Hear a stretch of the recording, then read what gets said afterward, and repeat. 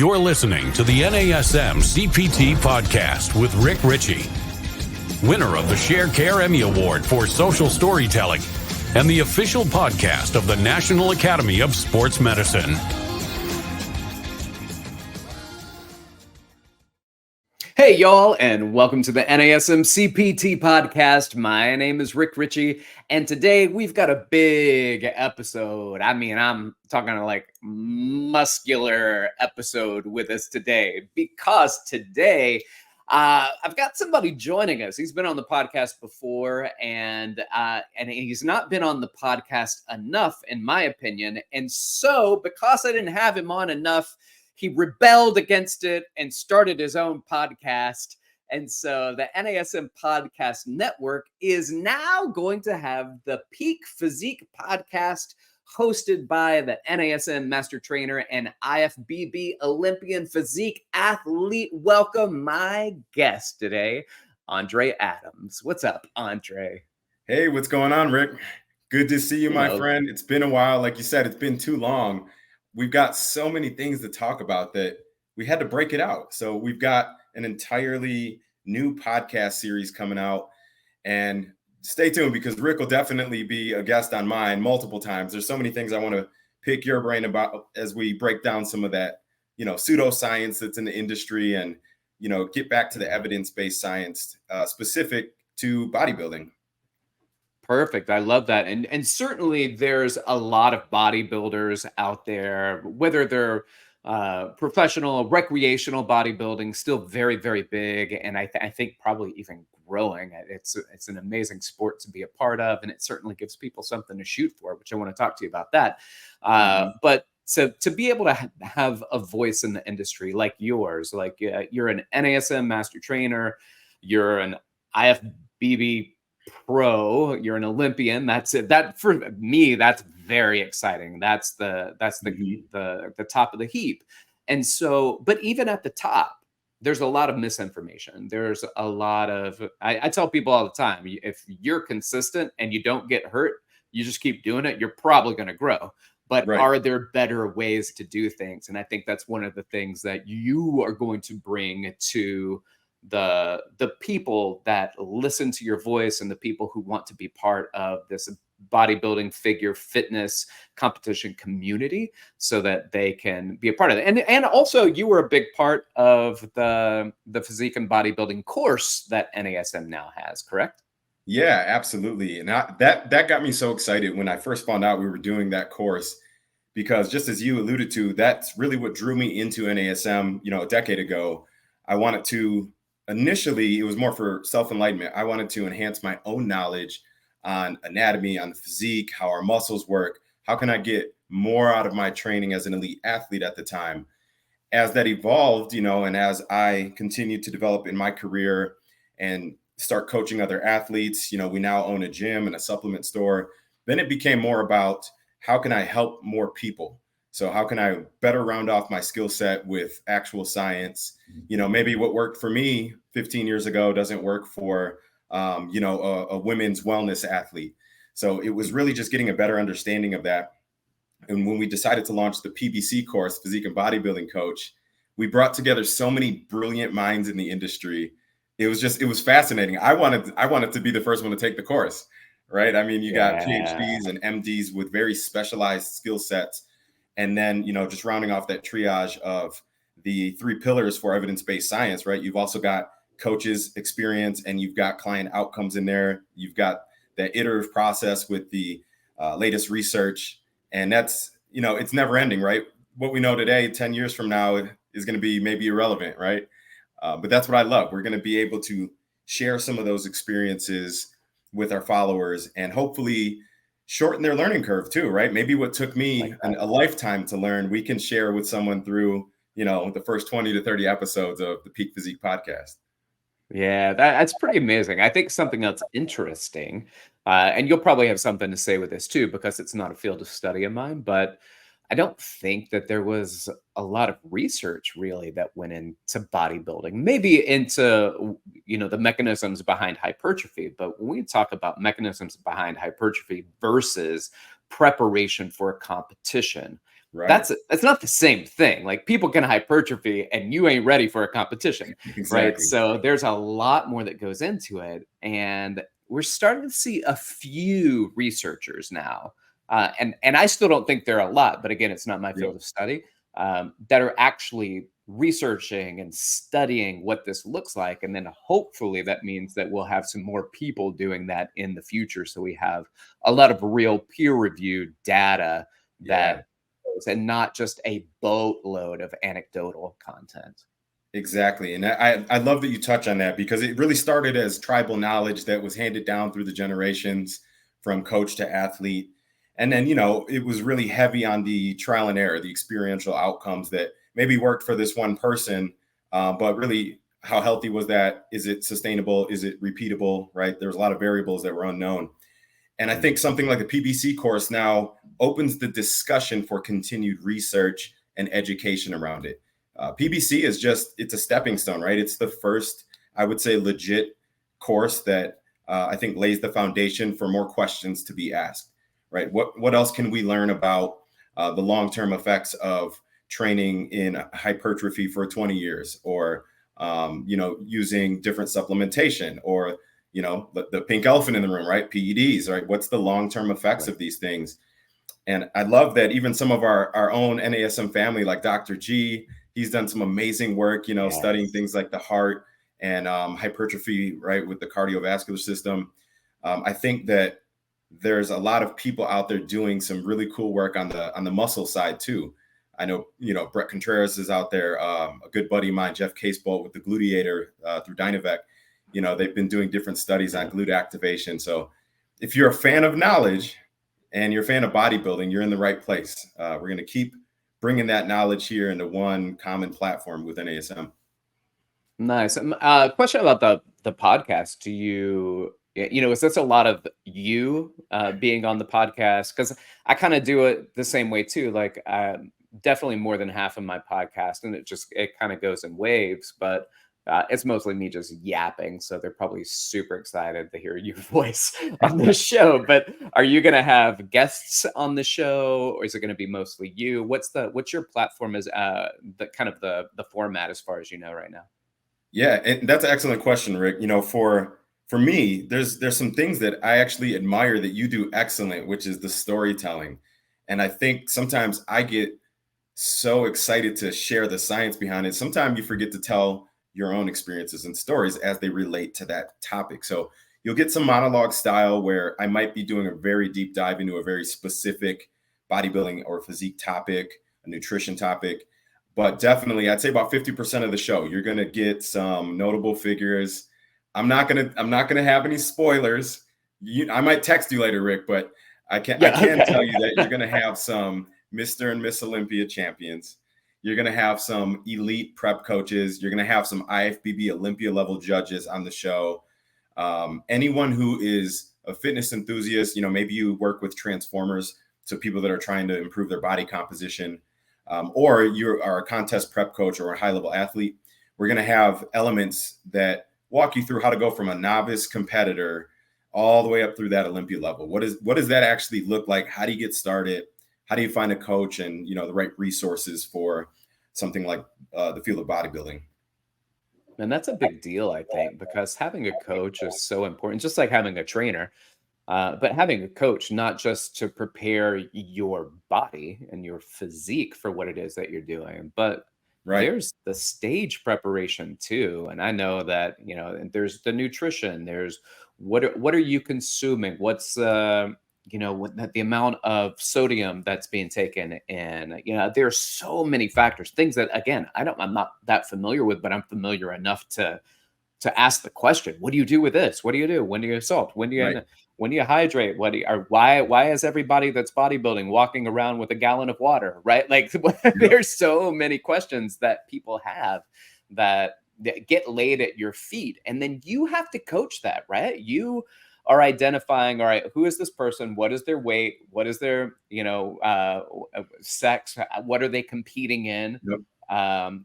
What category are they competing? What's the criteria? And then you're picking apart like the macros and the hydration and the timing. And then when you start incorporating in cardio? And, are you doing, which I think is the most amazing thing in the world, if it's even possible, which is recomposition, right? Yeah. Like, can you build and cut at the same time? Can you hypertrophy or develop muscular hypertrophy or size, and at the same time lose body weight? And for me, you talk about something incredibly elusive in the world of fitness in general, because everybody, when they come in, almost hands down say, I want to build a little bit of muscle and I want to lose a little bit of fat. And you're like, all right, well, can you do that at the same time? Yeah. And that's a fascinating one, because so as a gym owner also, right, we own Snap Fitness Kenosha, and we have an InBody 570. And I promise you, I'm not a salesman in any way, shape, or form for the InBody, but I use them so frequently for both our general, gym members, our gym goers, and then our high level athletes. And it's amazing what you see. And depending on the coaching, the meal timing, the meal types, just what you said, the amount of cardio, the type of training and programming, periodization, all that stuff matters. And you can certainly do both, even whether it's a natural athlete or an athlete that is enhanced, or using some form of PEDs. You can still, as a natural, just lifestyle client, experience some muscle gain and weight loss at the same time, it's been amazing to kind of study and observe that. And those are those client outcomes, right? And the coach's experience that I get to study over time. But we'll definitely show some case examples of that. Even here, in Reno, I'll share in a bit about some of the experiences peeking out one of our figure pros for her pro debut, Miss Kaylee Essers. She's actually here in the Airbnb, her and Drake here, but I'll share a little bit about the carb loading and kind of the dry out strategy we used for her to peak her out perfectly. Yeah, do that, because currently you're in Reno. There, you had a competitor that just had her IFBB pro debut, I believe, and so this is a big moment for her. And you, as the coach, came out with her. So you're in Reno, as you said, you're at an Airbnb, and there was a big competition this weekend. So, how do you pick the ones that you go to? And do you identify, all right, well, you're just starting out, here are some of the smaller ones? Because I know, as a former competitive fighter, that once you go pro, it's not like you're fighting Floyd Mayweather Jr. because you just went pro. Like you start off with lower level, newer pros. And then as you start to become more seasoned as a professional, you start to build up to those bigger shows. I'm assuming it's the same way with this. You try to. The interesting thing, so we're out here at Legion Sports Festival out in Reno, Nevada, and you never know who shows up at these type of shows, right? They do publish a list of the competitors about a week out, but you get a lot of drop-ins. And we actually had some Olympia winners drop into this show in multiple categories. And my mindset is always, let's prepare for the most elite possible competition you can possibly imagine. That's what we got. So for Kaylee right now, this is her first pro season. And, she's done about 15 months of improvements and building. So your goal at this point as a rookie is to really establish yourself on stage, let the judges speak, stay after the show, get the feedback, which we did from, Tarek Gundy and some of the IFBB Olympian judges. And then you craft your plan, your strategy to meet those specific criteria the next time you step on stage. So it's a lot. And, one thing I'll allude to on the show, it's kind of above and beyond just, competing and prepping athletes or as a competitor myself. Part of the reason that you come out to specific shows is for the networking opportunities to build your brand. You start to connect with other athletes, coaches, sponsors, and that's really what propels you in your bodybuilding journey, in your career. So we'll talk a bit about that. Shout out to Miss International, Cassie Gillis. We actually came out to support her KG Jeans booth. NASM sponsored one of the seminars that we did. So Cass and I were part of a very big bodybuilding seminar yesterday on the center podium stage. So that was a great opportunity to share some insights on the PBC course as well. Oh man, that's super cool. Ladies and gentlemen, I am talking with Andre Adams. He is a NASM Master Trainer and he's an IFBB Olympian Physique Athlete. He's got a new podcast coming out, the Peak Physique Podcast. Now it's going to be airing initially every other week. And the first episode is going to drop on Tuesday, October 17th. And that's going to be on YouTube. When it hits Wednesday, October 18th, all podcast platforms. So if you listen on Apple, Google, whatever, SoundCloud, anything you're on, we're going to find the podcast. We're going to be there. And Andre is with us today, helping to sharpen our sword, helping us to better understand not just what's coming up with his podcast, but also to help us better understand the sport in general. So for those of you who are out there who are interested in physique competition and bodybuilding, the competition scene out there is pretty remarkable. And I feel like for a while it had just kind of died down, and then suddenly it was like a plume of people jumping into competitions. And so we've got one of the best coaches in the game, one of the best prep coaches, and in large part because he's been there and he's done it. And it very much helps when you've got somebody who has been on the inside track, who has competed at the highest levels, and that is Andre. So Andre, questions. What are some of the most common questions you get from people? Let's say that they're fitness people or, not just necessarily fitness professionals, but they're showing up at the gym and they know you and they know what you do. Because I get this a bit, how do I get started with education? How do I teach courses? And they want to pick my brain because they see what I do and there's something that inspires them. And they want to do something similar. What are the questions you get from people at the gym or relatively new people into the game? What do they ask you about? What are some of the things that come up? There's so many. Probably I'll share the funnier ones first. So I think the number one question I get is, Andre, what's that one ab exercise I can do to get a six pack? I hate that question because Rick, you and I know how that is, right? There is no one exercise we can do to get the abs, right? It's a combination of the diet, the cardio, being at a caloric deficit, burning the body fat around the abdominals. So that's definitely a really common one. I think nutrition is always top of mind.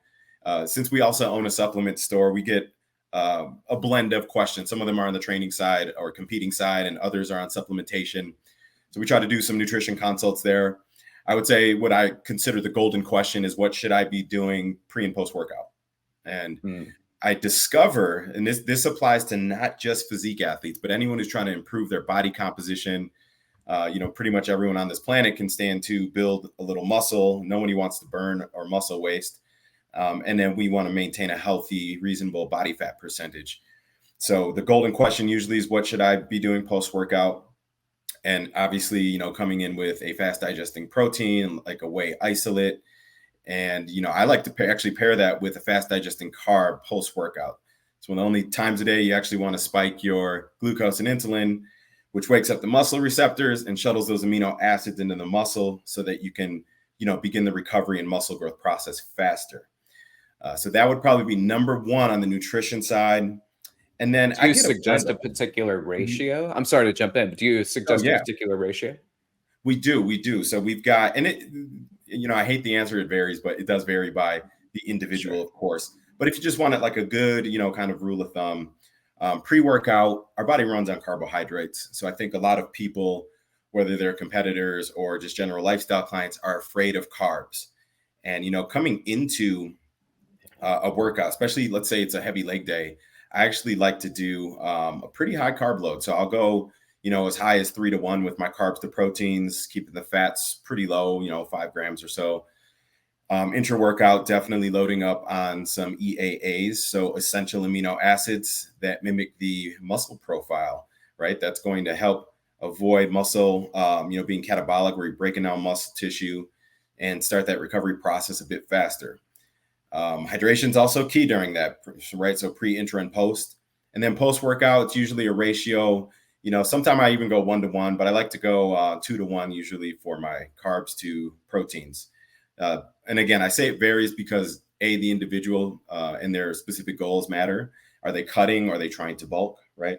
So I would say B, that's probably the biggest determining thing. If you're trying to build muscle and you're in an off season, you're going to get a lot more aggressive with your carbohydrates pre and post. If you're in a depletion phase and we're cutting into a show, we're intentionally keeping the carbohydrates a little bit lower, right? We want to preserve our muscle with amino acids, but we don't want to, necessarily spike our insulin and store belly fat. Gotcha. Now let me run this by you because I know you'll be quite familiar with it. There seems to be an amino acid out there that's, I would say, pretty vital when it comes to building muscle. And if I'm not mistaken, it's leucine. Is there a particular importance to the amino acid leucine? Yeah, and it's really, I would go as far as to say it's more important having it in a specific 2-1-1 ratio of leucine, isoleucine, and valine, right? So you want to get that blend of aminos, again, just to preserve your muscle mass. And a lot of people, I think the biggest, so we talked about the most commonly asked questions. I would say some of the biggest mistakes or common mistakes are skipping the nutrition before the workout. You'd be shocked, Rick. Even some of the athletes that come to us for coaching, we do a nutritional assessment, and I find that they're training fasted, right? Now, I do appreciate fasted cardio, maybe some miss or LISS, so moderate or low intensity, steady state. But when we're doing something intense, like a leg training day, right, you definitely have to fuel the body first. And I think that's the common mistake I see is there's not adequate pre, intra, or post-workout nutrition. And here's my analogy to the post-workout one. So after a really intense training sessions, our bodies are catabolic, right? We've exhausted glucose. We're pretty depleted. We're starting to break down muscle tissue and convert that into glucose. So what do you want to do? You want to start the recovery process faster and switch your body from a catabolic back into an anabolic state. And that's the importance of that fast digesting carb and protein. So that's fuel, right? If you're driving your race car, Rick, and you're on the highway, your car runs out of gas. Are you going to put gas in that car that takes 3 hours to work, or are you going to put gas in that's going to get you started right away? Right away, brother. Right away. So that's the importance of supplementation post-workout, right? We want to start that recovery process, refuel, so that our bodies are starting to go through that SRA curve, right? The stimulus recovery adaptation, where we build that supercompensation and we build muscle tissue back stronger than the previous state. Now, I'd love that you brought up supercompensation, and I know that's been out there for a while. And what I don't know is whether or not that is a researched concept. I know it's a generally understood or believed concept. First of all, can you explain to the listener what is supercompensation, and then let us know if there's anybody that's out there that's actually, to your knowledge, done any research regarding it. Yeah, and I don't know offhand any clinical studies that we've seen or things like this where there's research papers that are peer reviewed, but I do know the general concept of SRA curve, and I do believe that it's very time tested. So it's one of those when you look at the evidence based, right? I think it's more of the coach's experience and client outcomes, but the general concept is that we apply enough stimulus or demand on the muscle. So for us, that could be things like the progressive overloading or SAD principle, right? Specific adaptation to impose demands. And once we apply a certain amount of stimulus to the muscle, we break down enough tissue, which drops us, kind of below that line where we've broken down some muscle tissue. So if you look at those three mechanisms of hypertrophy, that'd be exercise-induced muscle damage. Now, once we start that repair process, that's the key. If you're not getting adequate nutrition post-workout, if you're not getting adequate sleep and hydration post-workout, you're not ever going to recover and even get the supercompensation.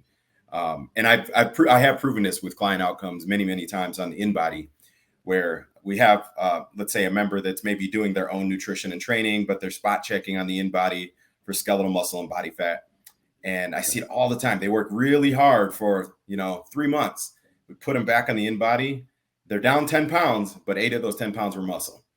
And I start the conversation, what are you doing intra and post workout? Well, I don't have anything. And then I wait until I get home, and 3 hours later, I eat a whole food meal. And so they're never getting the super compensation. And what that is, effectively, if we're getting the proper recovery, we're compensating and rebuilding, repairing that muscle tissue stronger than the previous state. And if you think about over time, if we're measuring things like the biceps or the chest or the quads, and over a 12-month span, you put a ½ inch of muscle mass around those areas, that's how you would, theoretically prove your not just hypertrophy, but physical muscle mass. Or on the in-body, we measure it specifically, right? It's direct measured.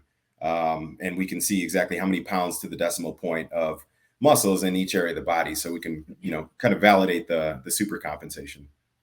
Right. And I think that's kind of, the supercompensation is built into our training protocols, right? So if we talk about homeostasis, right, we're at a steady state, we work out, and then we drop into this catabolic state where we're breaking things down. And then over time, we build back up, and then we go just above homeostasis, right? So we go just above where we were. Ideally, what we do is we work out again when we're at the highest point of our anabolic state, where we're building back up. But if we don't, then we're just going to go right back to homeostasis. We're going to go right back to where we were. So every time you work out, and you work out once a week, once out of every other week, you break down, you build up, and then you go right back to where you were. You break down, you build up, and you go back to where you were. The kind of built into the programming, we say, 24 to 48 hours, depending on the intensity of the workout. You might want to wait 2 days.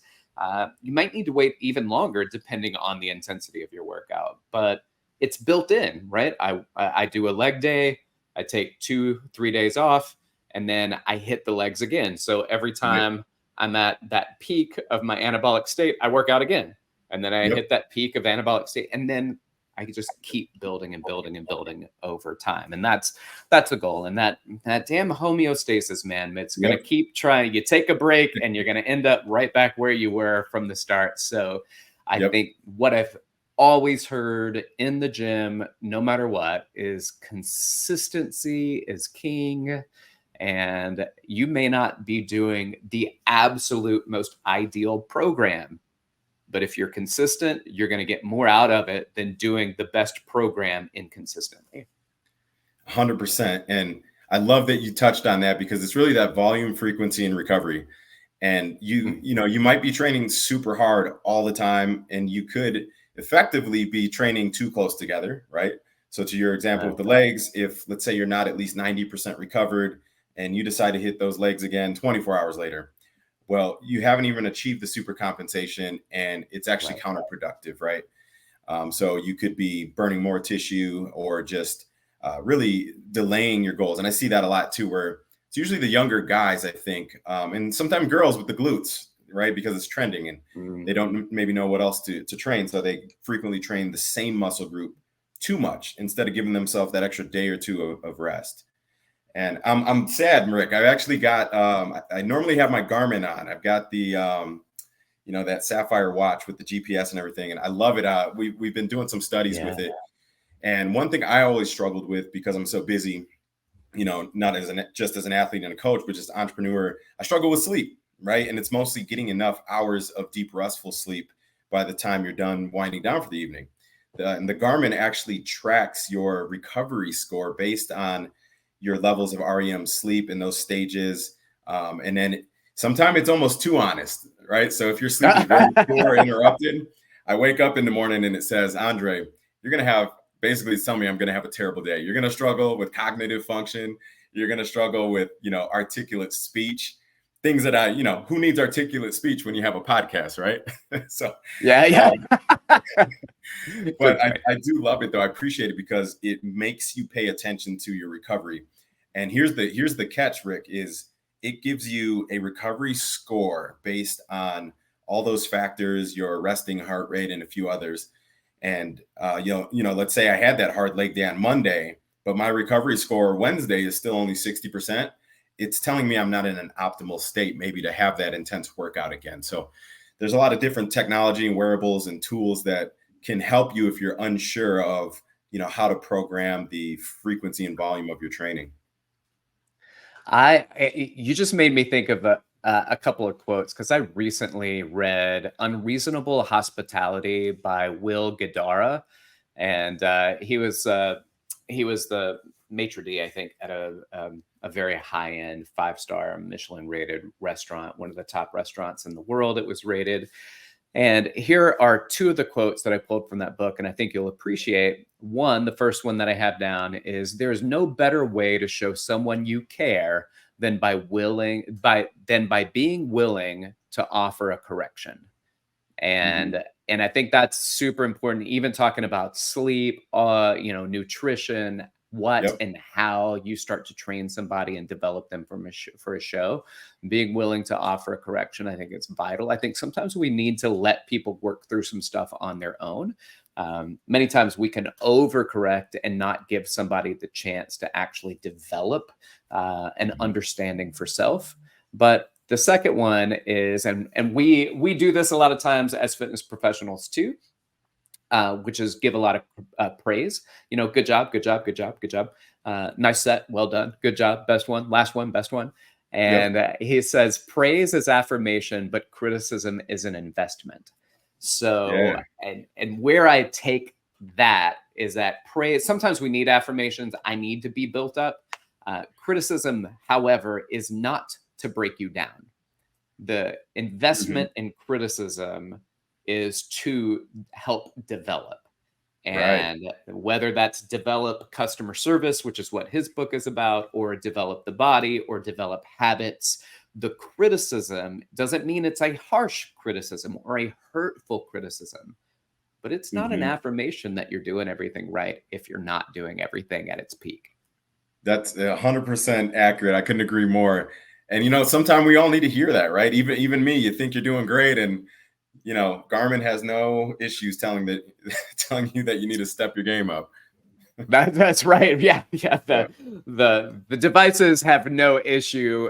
They don't care about your feelings. No, they don't. I had a quote myself a few years back. I did a shoot with, my sponsors out at First Form, and it was about iron as therapy, right? So using the weight training and things like that as an outlet for that. But my quote there was that the iron will always tell you the truth about yourself. And what I meant was, I actually came from powerlifting before I moved over to bodybuilding. Oh, that's right. And, we talk about consistency. We talk about intensity with our training intelligently, right? And if you were not on your game, when it's time for that powerlifting meet, you get under that bar and you should be able to move that weight. Some days it just doesn't move. And it's always your truth, right? It's your truth of how consistent you've been, how hard you've been training, and all that good stuff. So I love it. Anytime you can relate quotes like that to performance and mindset, it's a beautiful thing. Yeah, no doubt. I got to tell you, man, I'm super excited about your upcoming podcast, and I've got quite the list of podcasts on on my library that I try to hit up, and it's very rare where I'm looking forward to adding something else in, because usually I'm like, oh my gosh, I can't take on any more listening. Yeah, I'm excited to take on a little more listening now with your podcast coming up. Well, I appreciate it, brother. Like I said, you've been a big inspiration since the first time I've been on your show. And, shout out to our team back at NASM. It's truly an honor to be able to share something that I'm passionate about. And I know there's a lot of other people that are excited to tune in. And I will leave you guys with this nugget. So I said I wasn't going to drop a spoiler, but I'll drop a little spoiler. We've actually got Ronnie Coleman coming out to my gym, Snap Fitness Kenosha, and our supplement store, Capsule Corp Nutrition, Friday. So he will be here this week on Friday, and I'm hoping we're going to catch him for a very special episode of the Peak Physique Podcast, followed by my dear friend, Miss Andrea Shaw out of Michigan. She's the 3 soon-to-be 4-time reigning Miss Olympia champion, so best female bodybuilder on the planet, to follow. So stay tuned. You guys definitely don't want to miss some Q&A with them. 2 very good friends of mine that I'm excited to share their experiences with the world. I didn't know you were shepherding goats over there, but you got a couple of goats already. Got a couple of goats over there. There's more to come. Those are just two of them. So we'll leave you guys. Oh my gosh. Well, ladies and gentlemen, it's Andre Adams, who is an absolute delight to talk to. But the fact that he's coming out with the Peak Physique podcast as part of the NASM Podcast Network is very, very exciting. Again, first episode is going to drop on YouTube October 17th, which is a Tuesday, on Wednesday, October 18th, across all of the podcasting platforms. Andre, let us know how we can find you if we want to follow or message you. Absolutely. You guys can find me primarily on Instagram and YouTube. It's Andre Adams _official. Or you can visit me at my website, andreadamsofficial.com, or shoot me an email, trainingbyDre@gmail.com. I would love to hear from you guys. If you have very specialized topics that you want me to weigh in on, I'd love to research those for you, bring on some experts, and, just continue to build the episode list as we move forward. So thanks again, Rick, for having me on your show. And I look forward to having you on mine very, very soon. So start thinking of some ideas. I've got a few that I think you can lend an expert eye on. Oh, as my daughter would say, bruh.